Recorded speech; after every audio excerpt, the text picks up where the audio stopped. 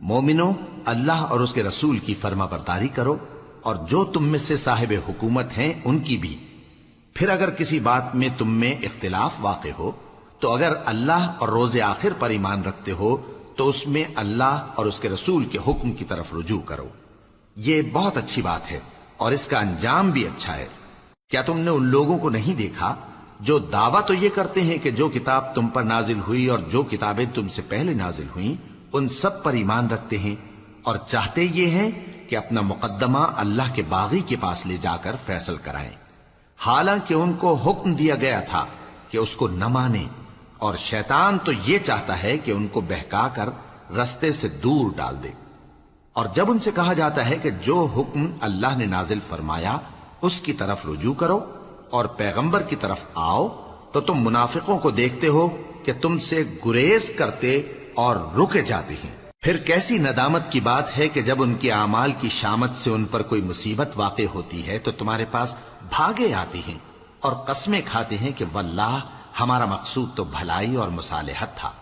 ان لوگوں کے دلوں میں جو جو کچھ ہے اللہ اس کو خوب جانتا ہے۔ تم ان کی باتوں کا کچھ خیال نہ کرو اور انہیں نصیحت کرو اور ان سے ایسی باتیں کہو جو ان کے دلوں میں اثر کر جائیں۔ اور ہم نے جو پیغمبر بھی بھیجا ہے تو اسی لیے بھیجا ہے کہ اللہ کے فرمان کے مطابق اس کا حکم مانا جائے۔ اور یہ لوگ جب اپنے حق میں ظلم کر بیٹھے تھے اگر تمہارے پاس آتے اور اللہ سے بخشش مانگتے اور پیغمبر بھی ان کے لیے بخشش طلب کرتے تو اللہ کو معاف کرنے والا بڑا مہربان پاتے۔ پس تمہارے پروردگار کی قسم، یہ لوگ جب تک اپنے تنازعات میں تمہیں منصف نہ بنائیں اور جو فیصلہ تم کر دو اس سے اپنے دل میں تنگ بھی نہ ہوں بلکہ اس کو خوشی سے مان لیں تب تک مومن نہیں ہوں گے۔ اور اگر ہم ان پر فرض کر دیتے کہ اپنے آپ کو قتل کر ڈالو یا اپنے گھر چھوڑ کر نکل جاؤ تو ان میں سے تھوڑے ہی لوگ ایسا کرتے، اور اگر یہ اس نصیحت پر کاربند ہوتے جو ان کو کی جاتی ہے تو ان کے حق میں بہتر اور دین میں زیادہ ثابت قدمی کا موجب ہوتا، اور اس صورت میں ہم ان کو اپنے ہاتھ سے اجر عظیم بھی عطا فرماتے اور ان کو سیدھا رستہ بھی دکھاتے۔ اور جو لوگ اللہ اور اس کے رسول کی اطاعت کرتے ہیں وہ قیامت کے روز ان لوگوں کے ساتھ ہوں گے جن پر اللہ نے بڑا فضل کیا، یعنی انبیاء اور صدیق اور شہید اور صالحین،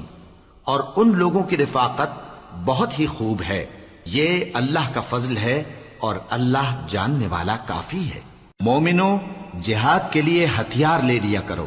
پھر یا تو جماعت جماعت ہو کر نکلا کرو یا سب اکٹھے کوچ کیا کرو۔ اور تم میں کوئی ایسا بھی ہے کہ خواہ مخواہ دیر لگاتا ہے اور پیچھے رہ جاتا ہے، پھر اگر تم پر کوئی مصیبت پڑ جائے تو کہتا ہے کہ اللہ نے مجھ پر بڑی مہربانی کی کہ میں ان میں موجود نہ تھا۔